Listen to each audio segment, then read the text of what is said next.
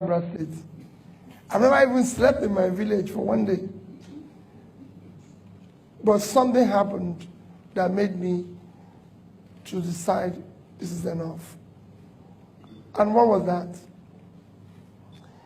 Coincidentally, in 1999, Professor B.C. Nwosu ran to be governor of Anambra State. In the primary, he lost. Professor B.C. Nwosu. I wasn't part of the election, wasn't the party member. In 2001, they found out that the governor then wasn't doing what is expected, and a group of people approached him and say, you plan to contest in 2003. Professor B.C. Nwosu turned to the group and said, I'm going to be 60 in 2003. Nobody, no 60-year-old can govern Anambra State. It's a very difficult state.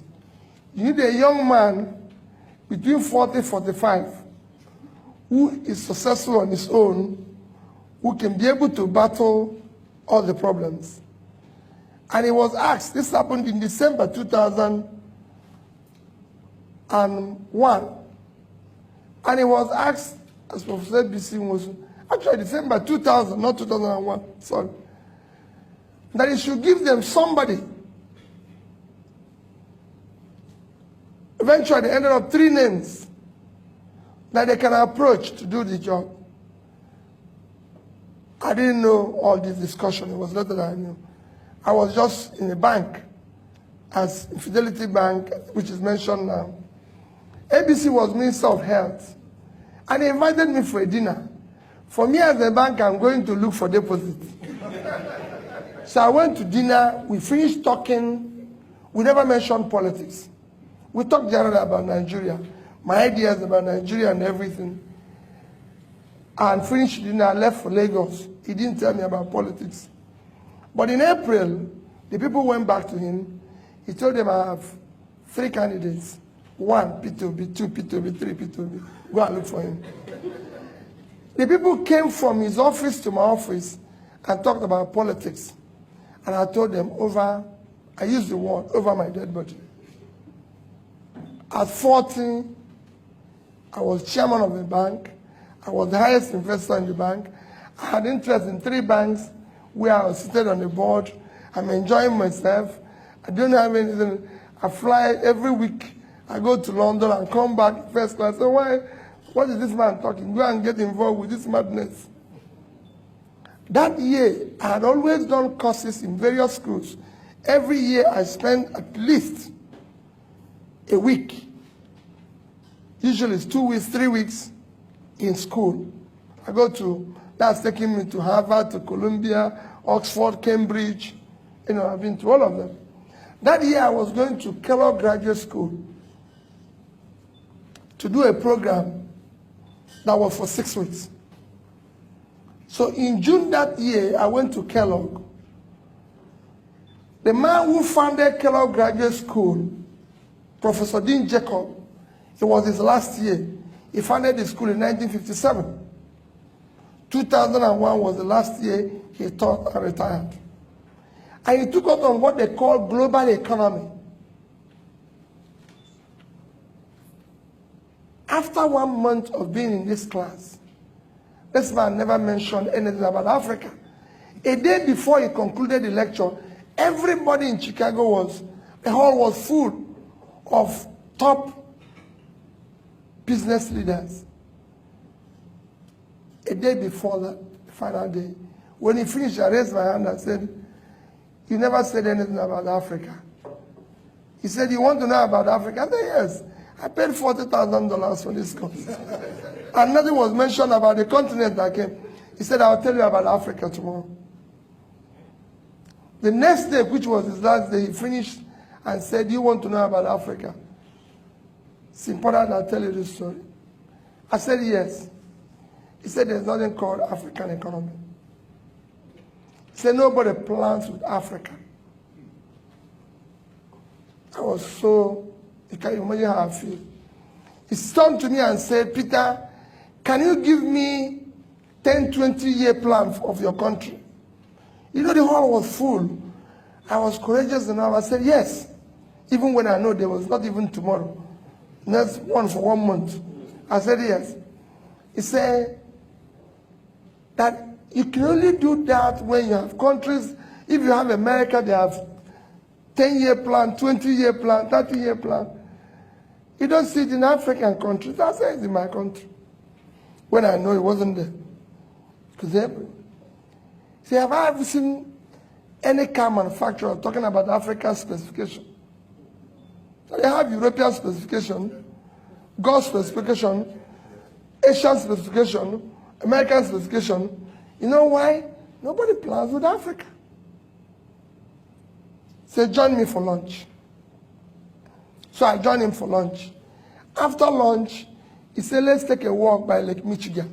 You know, if you know Kellogg Graduate School, it's on banks of Lake Michigan. The lake is like this, the school is like this.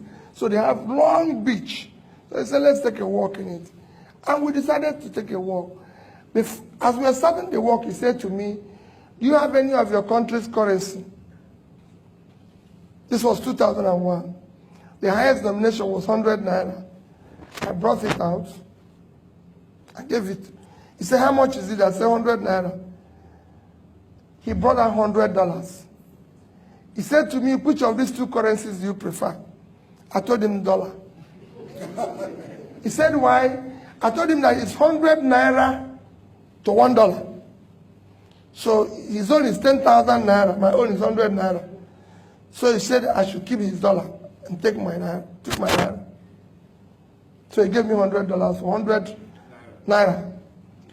After we walked a little while again, he turned around to me and said, Peter, you still have the money? I said, yes.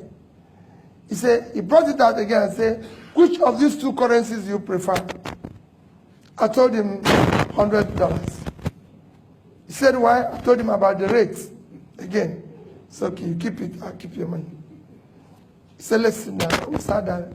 He first proved to me that it costs more to print the naira than to print the $100. Naira have multiple colors. I came back and took it on with Sanusi, and he agreed. Naira have multiple colors, but dollar is just green and white. He said to me, Peter, do you know why you believe in the dollar and you don't believe in naira? I answered him again. He said, no, it's the amount of faith you have in your country. You don't have faith in your country. It's not about rates. You don't have faith in your country. Economy is driven by faith. Nothing else. Anybody who says, I've been teaching this for several years now, is faith. It's hope.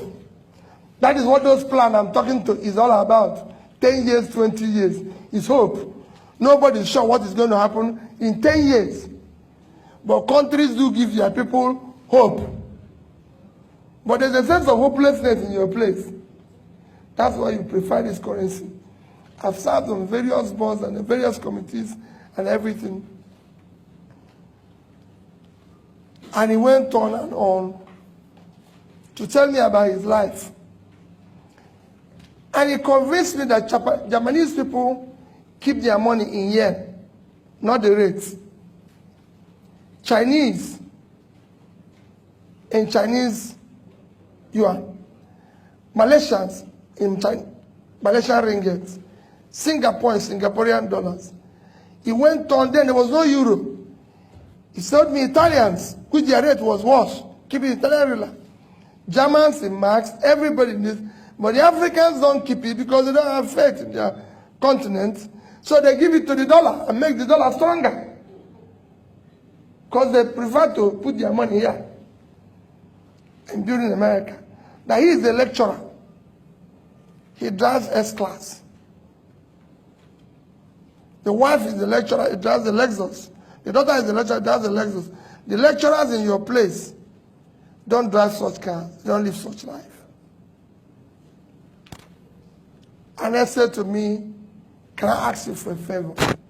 Just to tell you a story. I said, yes. He said, go back to your country and participate in building public wealth. Public wealth enriches everybody. Individual wealth impoverishes everybody. all of you want to make private money. It does not enrich anybody.